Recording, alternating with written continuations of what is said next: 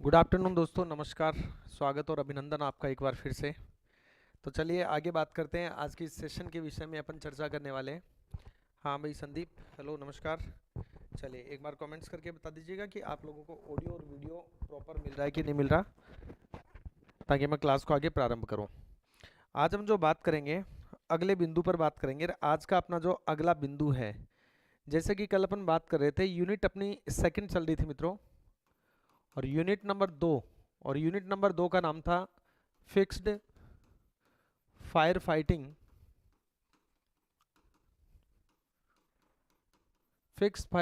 Installation. इस unit की हम बात कर रहे थे। फिक्स्ड फायर फाइटिंग इंस्टॉलेशन के विषय में चर्चा अपन कर रहे हैं। और कल पहली जो क्लास थी इस यूनिट की, उसमें अपन ने स्प्रिंकलर सिस्टम के विषय में बात की कि स्प्रिंकलर सिस्टम जो है वो कितने प्रकार के होते हैं, इसके विषय में अपन ने जानने की कोशिश की। 7 प्रकार के स्प्रिंकलर सिस्टम अपन ने देखे। फिक्स फायर फाइटिंग के उपकरण कौन कौन से होते हैं, कौन कौन से इंस्टॉलेशन यहाँ पर किए जाते हैं, इन सभी के बारे में अपन ने बात की। फिर कल अपन ने देखा कि 7 प्रकार के जो स्प्रिंकलर सिस्टम है, उनके बाद अब आज हम जो बात करने वाले हैं वो हम चर्चा करेंगे फायर स्प्रिंकलर के बारे में। तो आज का जो हेडिंग है, हेडिंग लगाइए, fire sprinkler. Fire sprinkler fire sprinkler की हम चर्चा करते हैं। देखिए फायर स्प्रिंकलर होता क्या है। सबसे पहले तो अपने को बेसिक सी बात पता होनी चाहिए कि स्प्रिंकलर है क्या। स्प्रिंकलर बोले तो फुहारा, फायर बोले तो आग को बुझाने के लिए। सामान्यतः दोस्तों 92% तक आग को बुझाने के लिए जो है वो फायर स्प्रिंकलर बहुत ज़्यादा योगदान देते हैं। क्योंकि कल हमने ये चर्चा की थी कि जब भी किसी स्थान पर, किसी इमारत पर, किसी कमरे में आग लगती है और जहां पर फायर स्प्रिंकलर लगा हुआ है, तो फायर स्प्रिंकलर आग लगने के 1 से लेकर और 4 मिनट के अंदर जो है वो कार्य करना प्रारंभ कर देता है।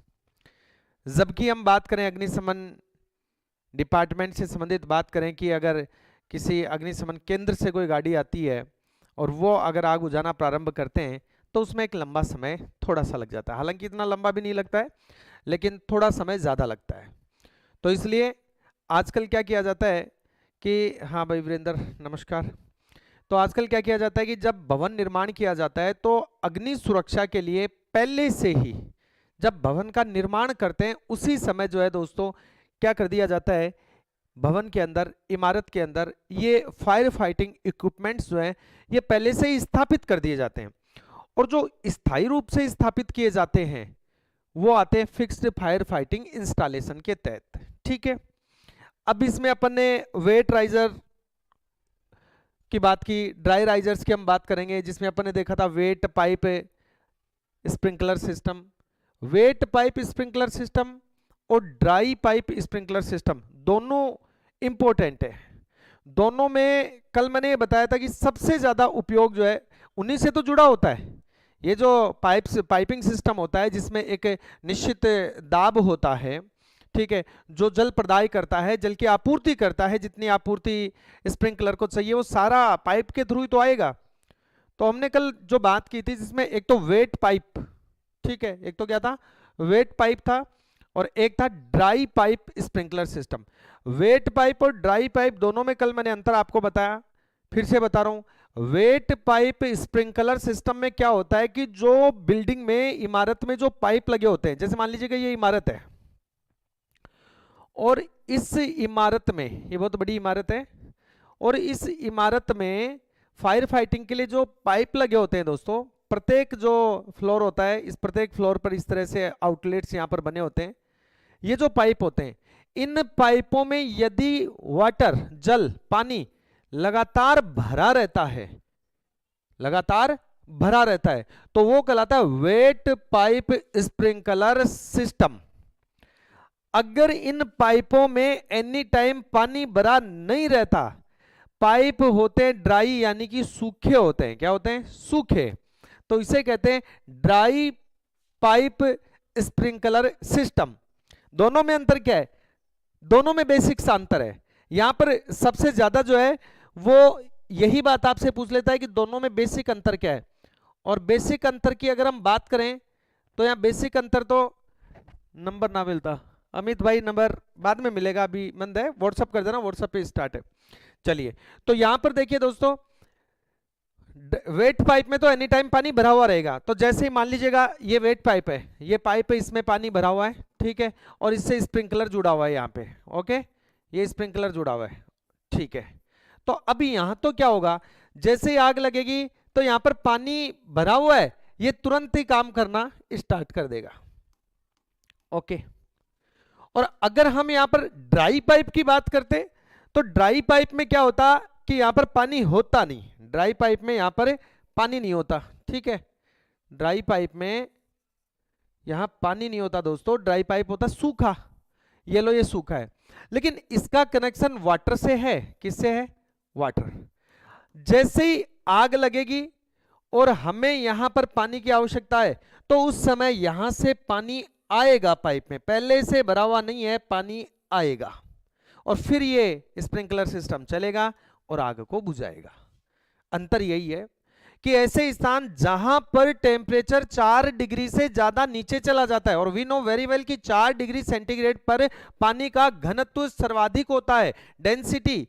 पर्सन पूछ सकता है कि जल का सर्वाधिक घनत्व कहां होता है, तो जल का सर्वाधिक घनत्व होता है दोस्तों 4 डिग्री सेंटीग्रेड पर, 4 डिग्री सेंटीग्रेड पर घनत्व सर्वाधिक, घनत्व सर्वाधिक। अब ये क्या होता है समझाऊंगा। तो सर्वाधिक घनत्व होता है 4 डिग्री पर। अब घनत्व जहां ज्यादा होता है तो पानी जम जाता है, क्या हो जाता है, पानी जम जाता है, और जब पानी जम जाएगा तो पाइप में पानी जमा हुआ रहेगा, तो आग लगेगी तो पानी आएगा कहां से, वो तो जमा हुआ है। इसलिए जिस स्थान पर, जिन स्थानों पर टेम्परेचर 4 डिग्री से भी कम है, जैसे पोलर रीजन्स है, ध्रुवीय क्षेत्र हैं, ज्यादा ठंड वाले क्षेत्र हैं, लद्दाख जैसे इलाके हैं, तो ऐसे स्थानों पर जहां टेम्परेचर 4 डिग्री से भी कम चला जाता है दोस्तों, वहां पर कभी भी वेट पाइप स्प्रिंकलर सिस्टम का उपयोग नहीं करेंगे, क्योंकि पानी जमा हुआ रहेगा। तो वहां करेंगे ड्राई का, ड्राई पाइप, पाइप ड्राई है, दोनों में यूज जल का ही होना है आग बुझाने के लिए, ठीक है, बात समझ में आ गई। तो ये जो हम आज बात कर रहे हैं प्रॉपरली कि स्प्रिंकलर, जो स्प्रिंकलर है, ठीक है, फायर स्प्रिंकलर जो है वो क्या है उसकी हम बात कर रहे हैं, ठीक। इससे पहले जल के घनत्व की आपको बात बताई मैंने, ठीक है। तो जल का घनत्व होता है कितने पर, 4 डिग्री सेंटीग्रेड पर सबसे ज्यादा घनत्व होता है जल का, 4 डिग्री सेंटीग्रेड पर क्या होता है, सबसे ज्यादा घनत्व होता है। तो चलिए स्प्रिंकलर की बात करते हैं, तो नोट भी करेंगे साथ के साथ में। लिखिए पहली बात, यह एक, सबसे पहली बात लिखेंगे फायर स्प्रिंकलर के लिए, यह एक आग बुझाने का, यह एक आग बुझाने का, आग बुझाने का ऑटोमेटिक, ऑटोमेटिक का मतलब हो गया स्वचालित, सेंसिटिव फायर इक्विपमेंट्स है, ऑटोमेटिक सेंसिटिव फायर इक्विपमेंट्स है, जो कि स्वचालित है और आग की संवेदना से काम करना शुरू करता है। तो यह एक आग बुझाने का automatic, automatic automatic sensitive, automatic sensitive fire equipments, automatic sensitive fire equipment है, फायर इक्विपमेंट है, क्लियर। एक आग बुझाने का ऑटोमेटिक सेंसिटिव फायर इक्विपमेंट है कौन, फायर स्प्रिंकलर। कौन है, फायर स्प्रिंकलर है, ठीक है। नोट कीजिए, साथ के साथ में आप नोट भी करते रहेंगे। ये एक स्थान पर फिक्स किया जाता है, तो अगली इसकी विशेषता होगी कि यह एक स्थान पर, यह एक स्थान पर फिक्स किया जाता है, एक स्थान पर क्या किया जाता है, फिक्स कर दिया जाता है। ये तो हमें पता ही है, इसलिए तो हम फिक्स्ड फायर फाइटिंग इंस्टॉलेशन के अंदर जो है इसका अध्ययन कर रहे हैं, ओके। नेक्स्ट अगली बात, स्वयं फायर डिटेक्ट करता है। स्वयं फायर डिटेक्ट करने का मतलब है सेल्फ फायर डिटेक्टर है ये,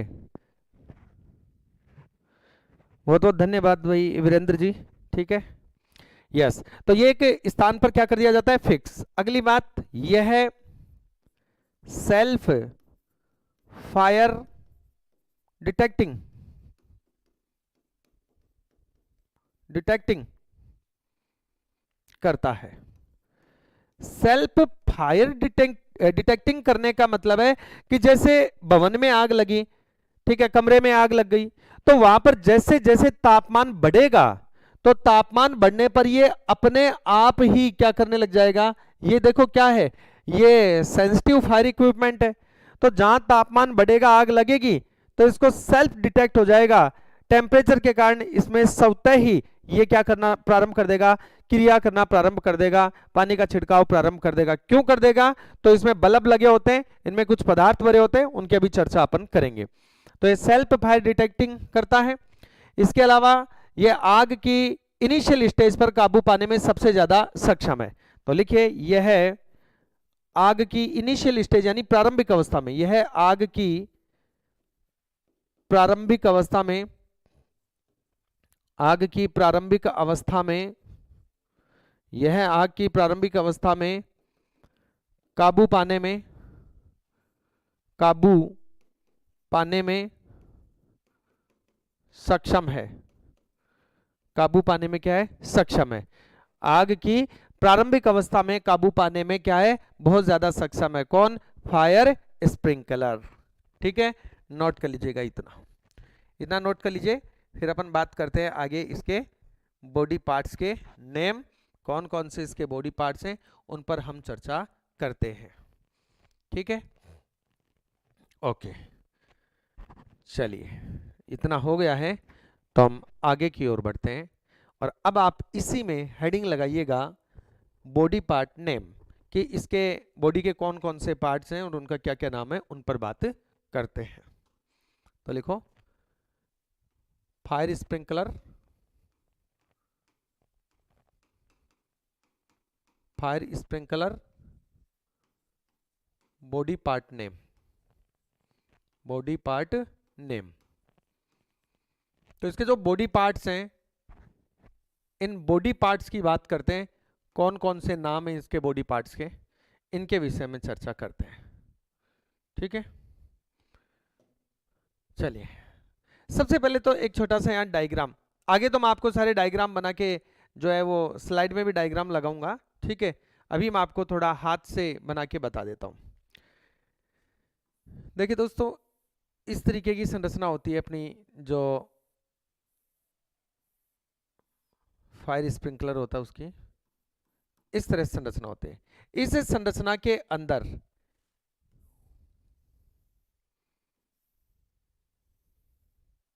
ठीक है, इस तरह से पूरी की पूरी ये संरचना बनी होती है। ठीक है, इसमें एक या एक ट्यूब होती है, क्या होती है, एक ट्यूब होती है इसमें से,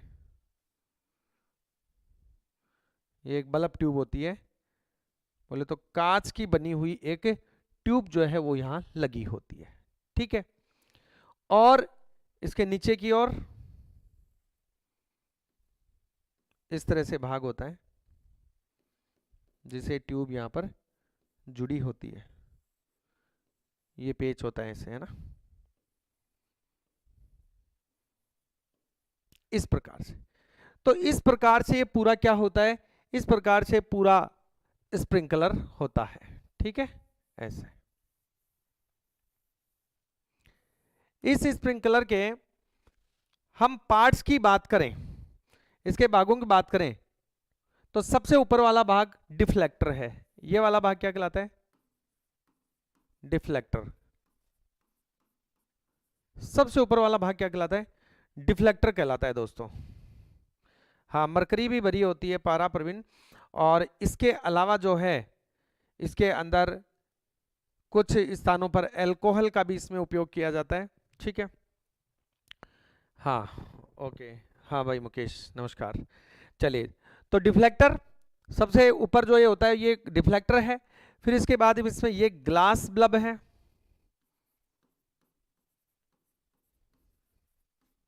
ये क्या है, ग्लास बल्ब है।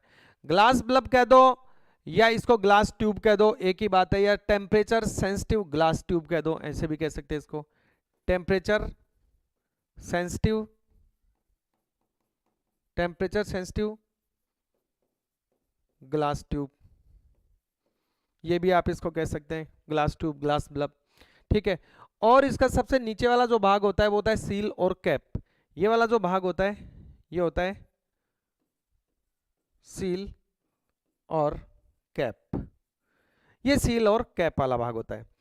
इस ग्लास ट्यूब में, इस ग्लास बल्ब के अंदर जो है दोस्तों कुछ पदार्थ भरा होता है। पदार्थ के रूप में अभी जैसे अपन ने बात की कि इसमें पारा भी होता है, कुछ स्थानों पर इसमें अल्कोहल भी होता है, ठीक है। तो अलग अलग पदार्थ इसके अंदर होते हैं।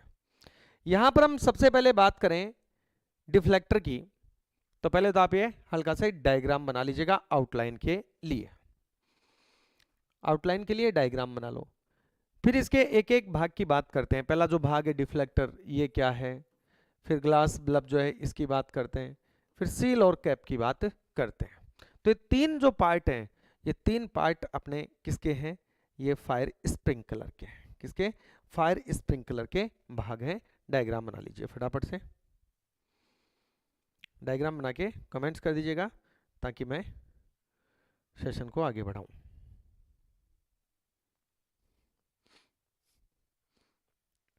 चलिए, मेरे ख्याल से आपने डायग्राम बना लिया होगा। तो अब सबसे पहले बात करते हैं डिफ्लेक्टर, इसका पहला भाग, ठीक है। जैसे ही आग लगती है, पहला भाग है इसका डिफ्लेक्टर। तो दोस्तों जैसे ही आग लगती है तो होता क्या है, लिखेंगे नंबर 1 डिफ्लेक्टर।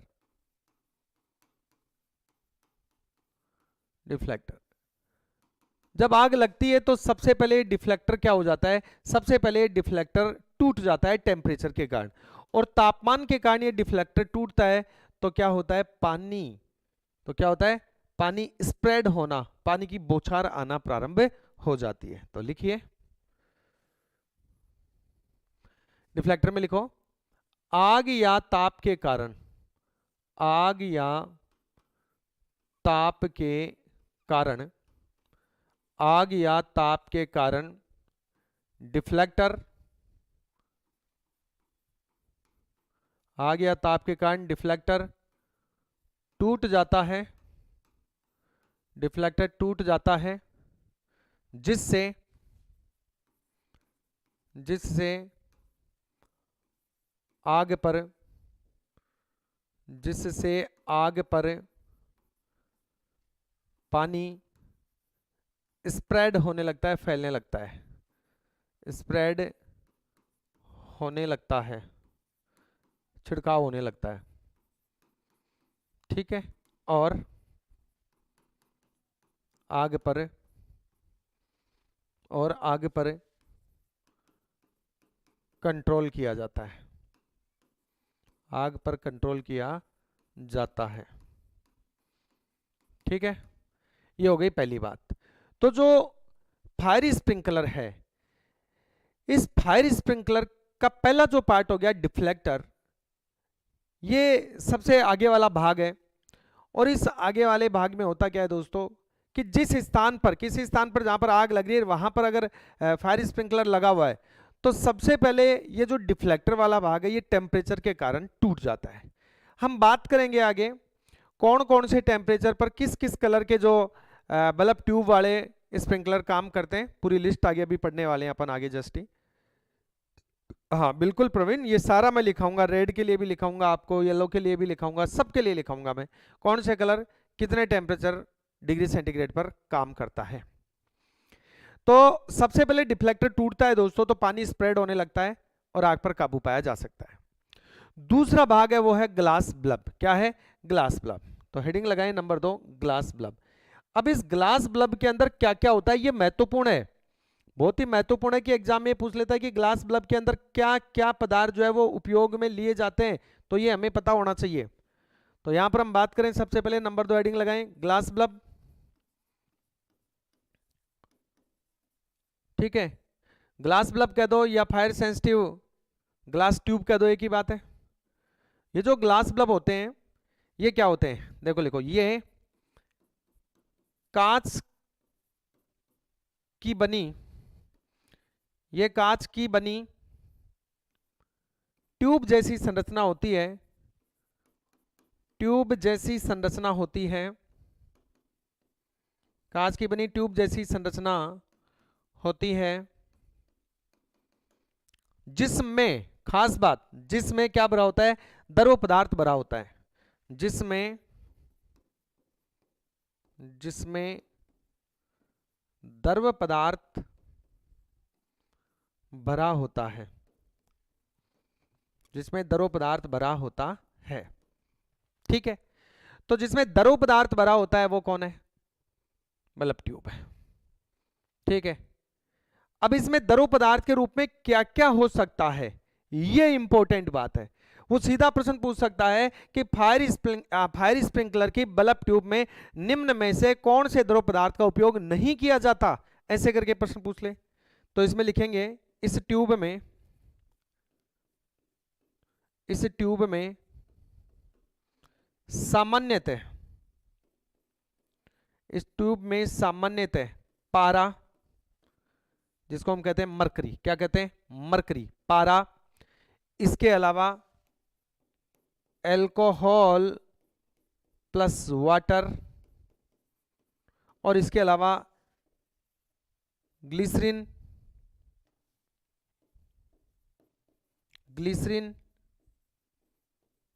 प्लस वाटर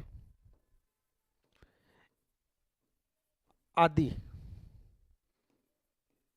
उपयोग किए जाते हैं या भरे होते हैं, आदि उपयोग किए जाते हैं, आदि उपयोग किए जाते हैं। ठीक है, तो प्रश्न पूछा कि ग्लास बल्ब में क्या क्या होता है। फायर स्प्रिंकलर के ग्लास बल्ब के अंदर पारा हो सकता है, इसमें अल्कोहल और वाटर हो सकता है, इसमें ग्लिसरीन प्लस वाटर हो सकता है। ये पदार्थ यानी पारा, अल्कोहल, ग्लिसरीन और वाटर, इनका उपयोग निम्न रूपों में किया जाता है, यानी water alcohol plus water, water glycerine के साथ। ठीक है, और इसके अलावा पारा मरकरी, इसका उपयोग किया जाता है। अब सबसे पहले तो बात यह आती है कि पारे का उपयोग क्यों किया जाता है, यह बात यहां से समझो, बहुत महत्वपूर्ण है। पारे का उपयोग क्यों, पारे का उपयोग करने का कारण, पारे का उपयोग करने का कारण, दोस्तों पारे का उपयोग करने का जो कारण है, यह कारण क्या है, इस पर अगर हम प्रकाश डालें, थोड़ा इसको ठीक से लिख देता हूं। तो फायर स्प्रिंकलर के बल्ब ट्यूब में पारे का उपयोग करने का कारण, पारा जो होता है, पारा, ये पारा, इसी को हम कहते हैं प्रतीक चिन्ह में Hg, इसी को कहते हैं मरकरी। तो इसके बारे में कुछ महत्वपूर्ण बातें यहां पर फैक्चुअली बता देता हूं।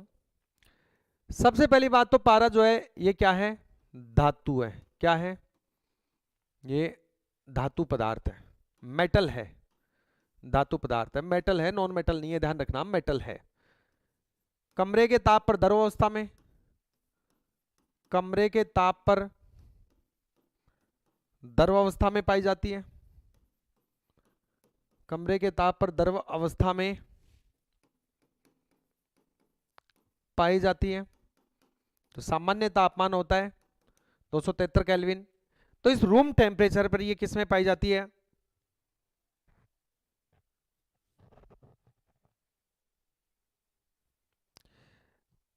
25 की तीसरी वाली पीडीएफ नहीं खुल रही, okay, I will be check and rectify the problem, धन्यवाद, सही हो जाएगी, खुल जाएगी क्लास के बाद में। तो धातु पदार्थ है, कमरे के ताप पर द्रव अवस्था में पाई जाती है। अब कमरे के ताप पर द्रव अवस्था में पाई जाती है, और इसमें एक गुण और होता है पारे में, वो होता है इसमें प्रसार का गुण। कैसा, प्रसार का गुण पाया जाता है, फैलने का गुण, प्रसार के गुण का मतलब है फैलने का गुण पाया जाता है।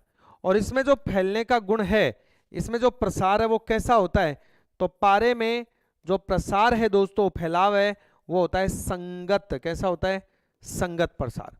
अब संगत प्रसार का मतलब क्या है ये समझिए, संगत प्रसार, संगत प्रसार का मतलब है कि लगातार फैलाव, गर्म करने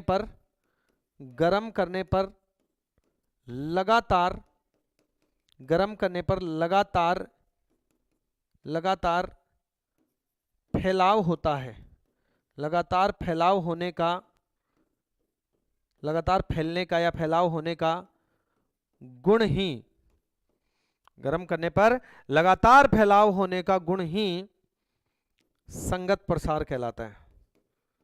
संगत प्रसार कहलाता है, संगत प्रसार कहलाता है। और दोस्तों इसी संगत प्रसार के कारण इस पारे का जो उपयोग है वो किस में किया जाता है? फायर स्प्रिंकलर बल्ब ट्यूब में किया जाता है।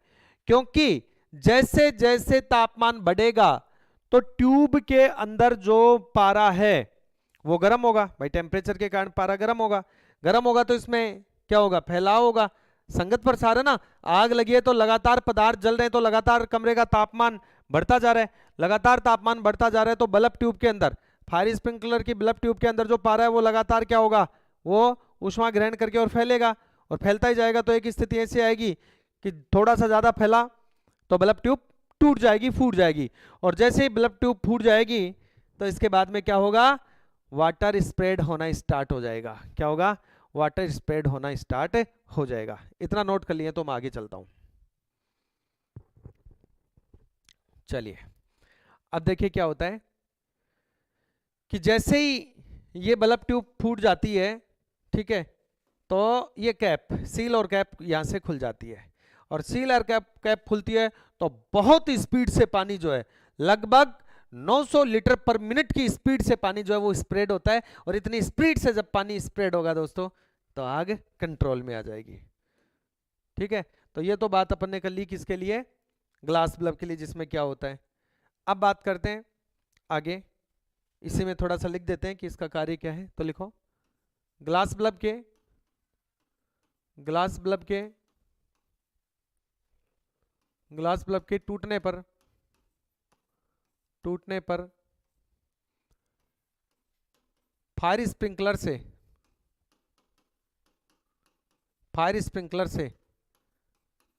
पानी के फायर स्प्रिंकलर से पानी के स्प्रेड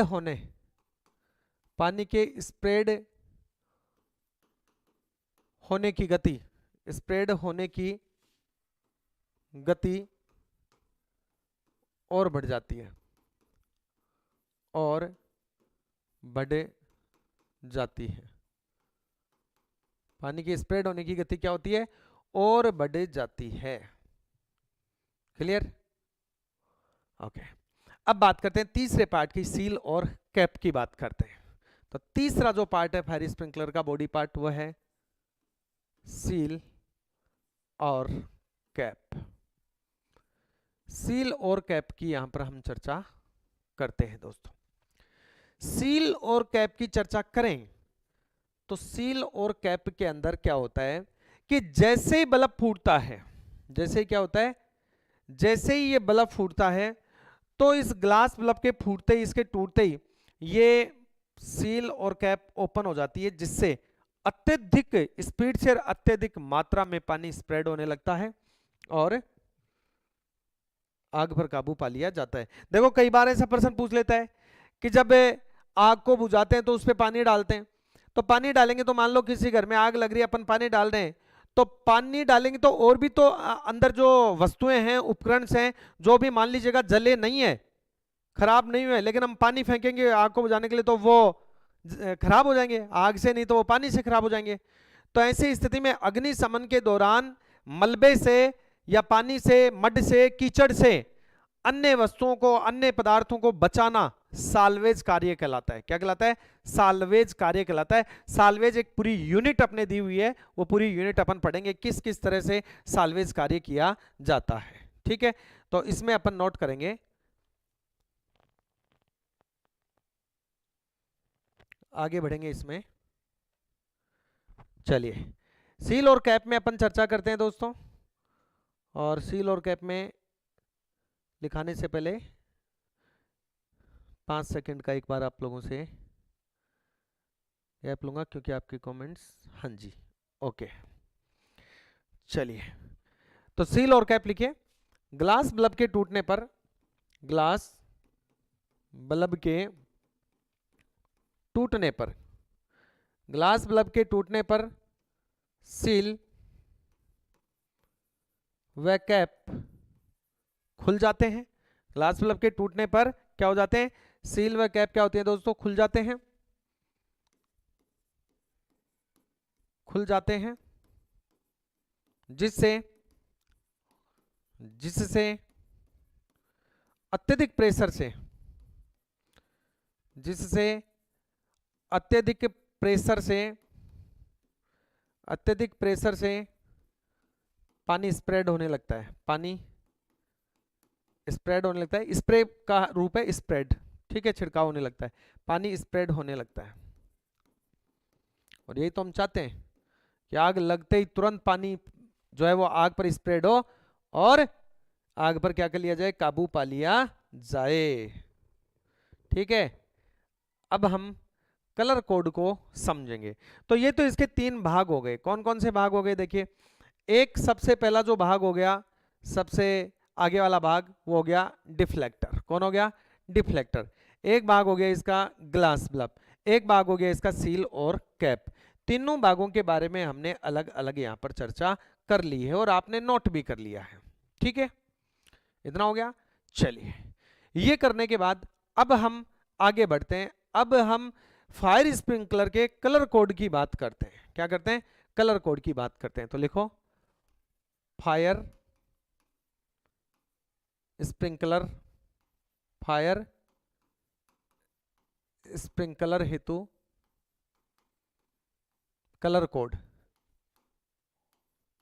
कलर कोड।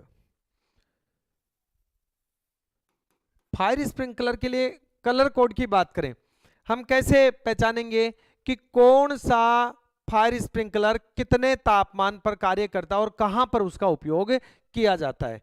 तो सबसे पहले लिखो ऑरेंज, सबसे पहले लिखो ऑरेंज ग्लास बल्ब। पहला फायर स्प्रिंकलर है दोस्तों orange glass bulb.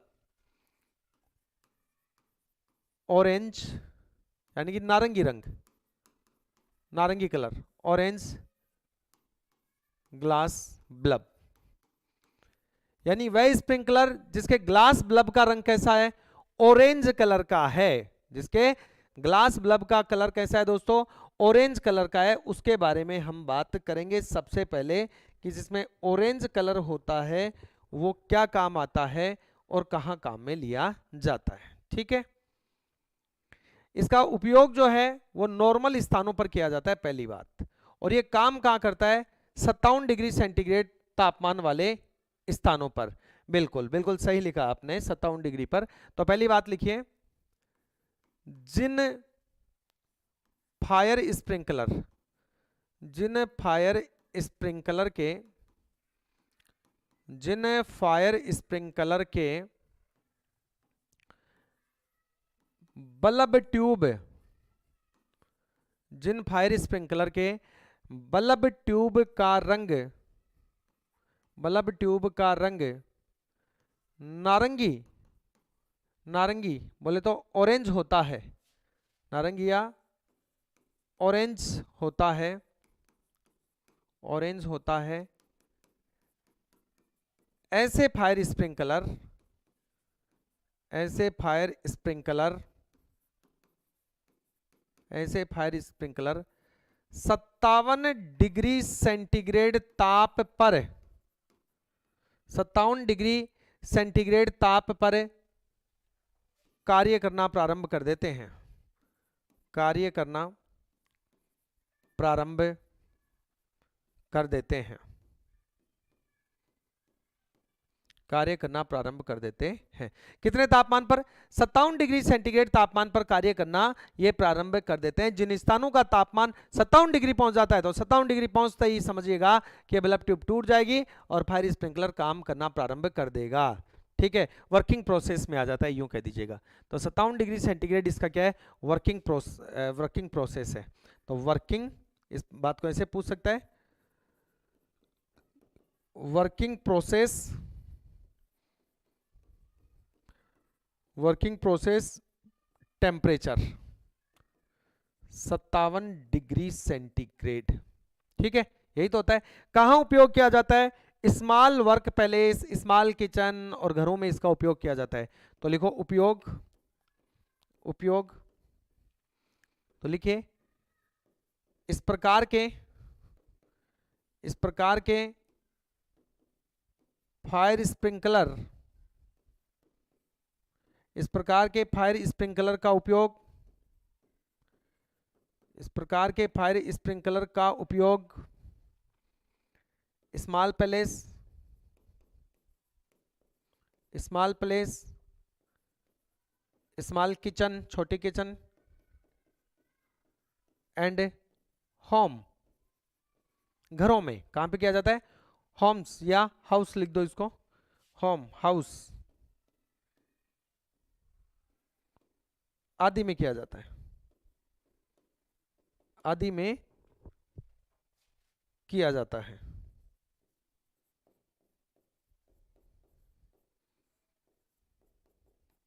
Clear? Okay, note कर लीजिए।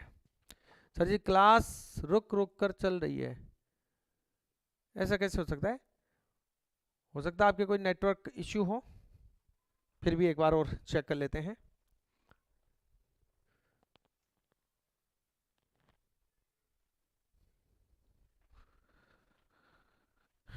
नोट कीजिए इसको।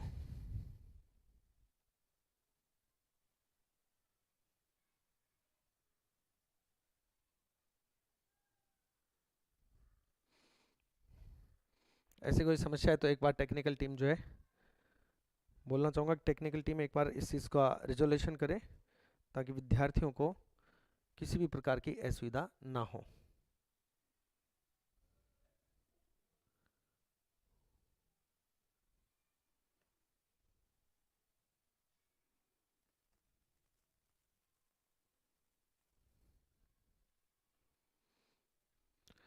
यस, थोड़ा कमेंट्स करके बताइए विद्यार्थियों, फटाफट से कमेंट्स करके बताइए क्या जो समस्या आ रही थी उसका सॉल्यूशन हुआ या नहीं हुआ। जो समस्या आ रही थी उसका सॉल्यूशन हुआ कि नहीं हुआ, ये आप लोग मुझे कमेंट्स करके बताइए। क्या अब आपकी क्लास चलने में कोई बाधा है या कोई रुकावट आ रही है क्या? जल्दी बता दें, एक बार मैं भी चेक कर लेता हूँ ताकि आप लोगों को असुविधा ना हो। चलिए आगे चलते हैं, अब नंबर 2 की बात करते हैं, रेड ग्लास बल्ब की बात करते हैं। क्या करते हैं? रेड ग्लास बल्ब की बात करते हैं।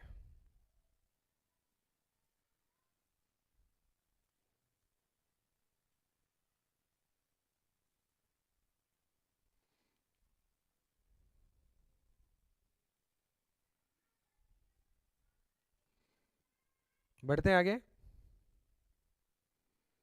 स्मॉल स्मॉल किचन्स की बात करें अपन, ठीक है, टेम्परेचर ज्यादा नहीं होता है प्रवीण, हम स्मॉल किचन, एक शब्द मैंने और लगाया आगे, जो छोटी किचन होती है ना, सीमित सी किचन, बड़े नहीं, मैं किसी बहुत बड़े होटल के बड़े किचन की बात नहीं कर रहा हूं, स्मॉल किचन की बात कर रहा हूं। चलो आगे बढ़ते हैं, अब बात करते हैं रेड ग्लास बल्ब। अगर फायर स्प्रिंकलर का कलर या बल्ब का कलर लाल है तो उसकी बात करते हैं नंबर 2। दूसरा लिखिए red glass bulb. Red glass bulb की बात करते हैं और इसके अंदर क्या है? लाल रंग होगा। रंग कैसा होगा? लाल होगा। तो सबसे पहले तो ये लिखेंगे कि जो ग्लास बल्ब है इसका रंग कैसा होता है? लाल होता है। हाँ अब ठीक है, चेक किया मैंने। लिखिए इस प्रकार के स्प्रिंकलर के बल्ब ट्यूब का रंग, इस प्रकार के स्प्रिंकलर के बल्ब ट्यूब का रंग लाल होता है। बल्ब ट्यूब का रंग लाल होता है और इनकी जो वर्किंग प्रोसेस टेम्परेचर है वो है 68 डिग्री सेंटीग्रेड से नीचे। ठीक है, मतलब 68 डिग्री सेंटीग्रेड से नीचे के टेम्परेचर को झेल सकते हैं, इससे ज्यादा हुआ तो सेंसिटिव ग्लास बल्ब जो है वो फट जाएगा। तो लिखो इनका working process temperature 68 degree centigrade. कितना होता है? 68 डिग्री सेंटीग्रेड होता है। अब 68 डिग्री सेंटीग्रेड का मतलब क्या है? यानी कि 68 डिग्री सेंटीग्रेड तक के ताप को सहन कर लेते हैं। इससे ज्यादा टेम्परेचर होते ही क्या होगा? ग्लास बल्ब फूट जाएगा और स्प्रिंकलर काम करना चालू कर देगा। तो लिखेंगे इसमें नीचे अर्थात ये स्प्रिंकलर अर्थात ये स्प्रिंकलर 68 डिग्री सेंटीग्रेड ताप को सहन कर लेते हैं। 68 डिग्री सेंटीग्रेड ताप तक को तो सहन कर लेते हैं, लेकिन टेम्परेचर जैसे इससे ज्यादा होगा तो क्या होगा? ग्लास बल्ब फूट जाएगा और यह काम करना प्रारंभ कर देगा। ठीक है, इसका उपयोग भी नॉर्मल पैलेस में किया जाता है। नॉर्मल पैलेस में कहां कहां पे इसका उपयोग किया जाता है? देखिए, इसका उपयोग नॉर्मल पैलेस में हो गया, जैसे बैंक में।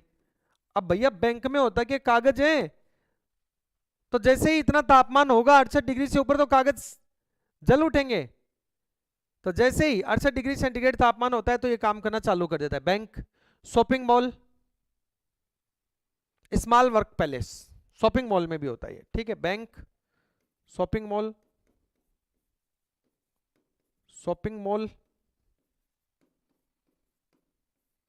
व स्मॉल वर्क प्लेस, जो भी छोटे कार्यस्थल हैं, small work place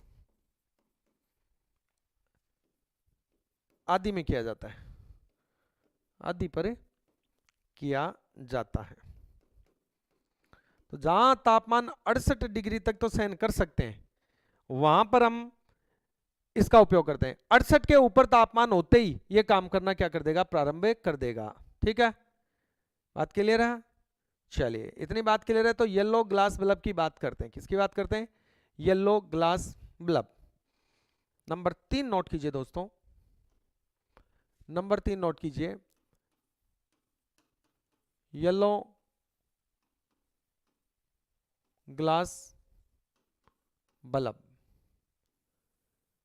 yellow glass bulb की बात करते हैं कि ऐसे फायर स्प्रिंकलर जिसमें ग्लास बल्ब का कलर येलो है, उनका क्या मामला है? वो कितने टेम्परेचर पर कार्य करते हैं, किन स्थानों पर उनका उपयोग करते हैं? तो लिखिए इसमें सबसे पहले इस प्रकार के फायर स्प्रिंकलर, इस प्रकार के फायर स्प्रिंकलर में बल्ब ट्यूब का कलर, बल्ब ट्यूब का रंग पीला होता है। कैसा होता है? बल्ब ट्यूब का रंग क्या होता है? पीला होता है। कितना टेम्परेचर सहन कर सकते हैं ये? तो ध्यान रखना, येलो ग्लास बल्ब वाले जो हैं वो 79 डिग्री टेम्परेचर तक को सहन कर सकते हैं। तो नीचे लिखेंगे ये फायर स्प्रिंकलर, ये फायर स्प्रिंकलर 79 डिग्री सेंटीग्रेड ताप पर वर्किंग प्रोसेस में आ जाते हैं, कार्य करना प्रारंभ कर देते हैं। कार्य करना क्या कर देते हैं? प्रारंभ कर देते हैं। मतलब क्या हुआ? मतलब ये हुआ कि 79 डिग्री सेंटीग्रेड तापमान जहां होता है वहां तक का तापमान तो ये सहन कर लेते हैं, लेकिन जिस स्थान पर टेम्परेचर बढ़कर 79 डिग्री सेंटीग्रेड से ऊपर हो जाता है वहां इनकी बल्ब ट्यूब फट जाती है और ये कार्य करना प्रारंभ कर देते हैं। ठीक है, नोट कर लीजिएगा। उपयोग देखा जाए तो नॉर्मल वर्क पैलेसों पे करते हैं, जहां गर्मी के दिनों में आउटर टेम्परेचर अधिक होता है उन स्थानों पर इसका ज्यादा उपयोग किया जाता है। नोट लगा के लिख सकते हैं। इनका उपयोग सामान्यतः सामान्यतः उन स्थानों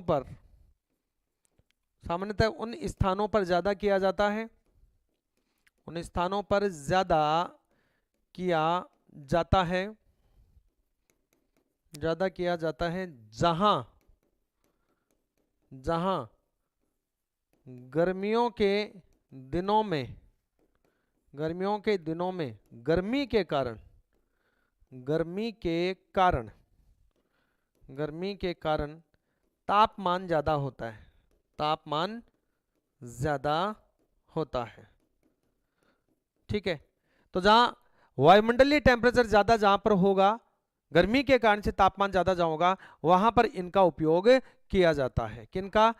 yellow glass bulb, fire sprinkler का। क्लियर है? ओके, चलिए आगे बढ़ते हैं।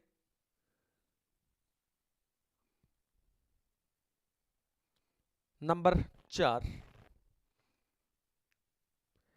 4 में अपन बात करते हैं दोस्तों ब्लू, नीला। किसकी बात करते हैं? ब्लू बल्ब की बात करते हैं। ठीक है, इतना नोट कर लिया है तो आगे चलेंगे। नंबर 4 लिखिए, ब्लू ग्लास बल्ब।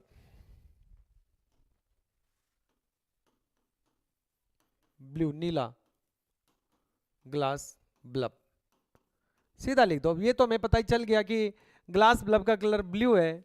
ठीक है, तो ये बात बार बार लिखने की आवश्यकता है नहीं। तो ये बात बार बार नहीं लिखेंगे, तो यहाँ पर हम डायरेक्ट क्या कह सकते हैं?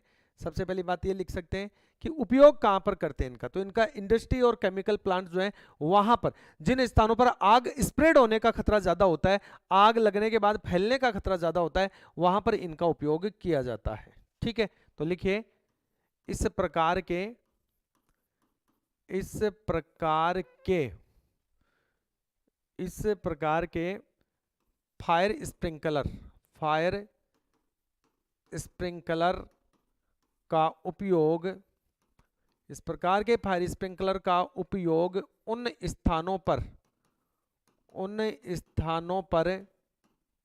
किया जाता है, उन स्थानों पर किया जाता है जहां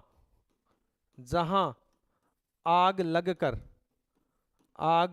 लगकर फैलने की संभावना ज्यादा होती है, फैलने की संभावना, आग के स्प्रेड होने की संभावना ज्यादा होती है, आग के फैलने की संभावना ज्यादा होती है। उन स्थानों पर इसका उपयोग किया जाता है जहां पर आग के फैलने की संभावना क्या होती है दोस्तों? ज्यादा होती है। वहां पर इसका क्या किया जाता है? वहां पर इसका उपयोग किया जाता है। बात क्लियर? यस। और कौन से स्थान है वो? तो ऐसे जो स्थान है वो है इंडस्ट्री और केमिकल प्लांट। तो एग्जांपल लिख देंगे, इंडस्ट्री एंड केमिकल प्लांट्स। ठीक है, इंडस्ट्री और केमिकल प्लांट्स में इसका ज्यादा उपयोग किया जाता है। ठीक है, चलिए, एक है मूंगा ग्लास बल्ब। कैसे है? मूंगा। इसका उपयोग भी केमिकल इंडस्ट्री, गैस एरिया आदि में किया जाता है ना।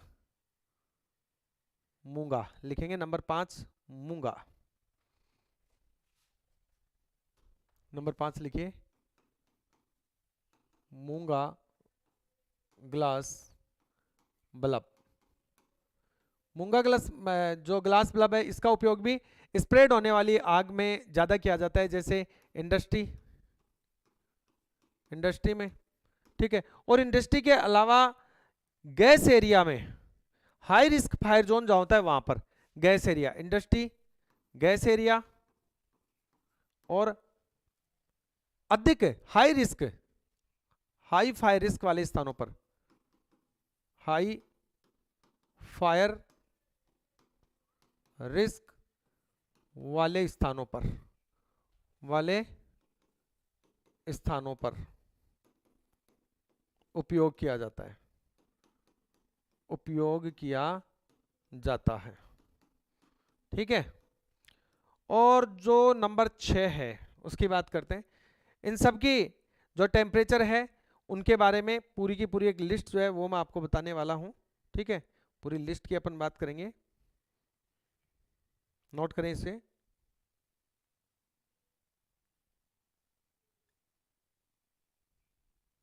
जल्दी नोट कीजिएगा।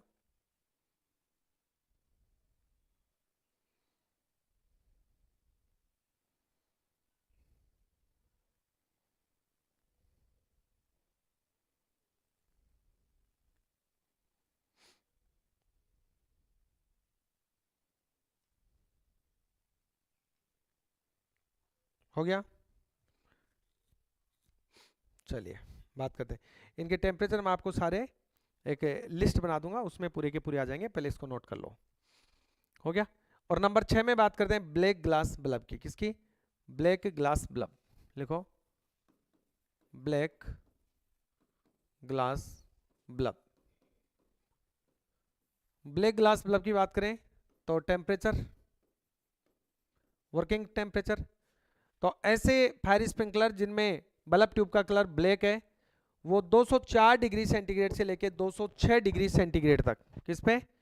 204 डिग्री सेंटीग्रेड से 204 डिग्री सेंटीग्रेड से 206 डिग्री सेंटीग्रेड तापमान पर ये कार्य करते हैं। आपको मूंगा और ब्लू का और मैं आपको लिस्ट जब लिखवाऊंगा उसमें आपको मूंगा blue bulb tube and blue glass bulb tube के बारे में मैं टेम्परेचर लिखा दूंगा, चिंता ना करें। ठीक है। जहां मेटल को पिघलाया जाता है उन स्थानों पर इसका ज्यादा उपयोग करते हैं। हाई टेम्परेचर एनवायरनमेंट जहां पर होता है, ठीक है, उपयोग कहां करते हैं? तो इनका उपयोग इस प्रकार के स्प्रिंकलर का लिखो, इनका उपयोग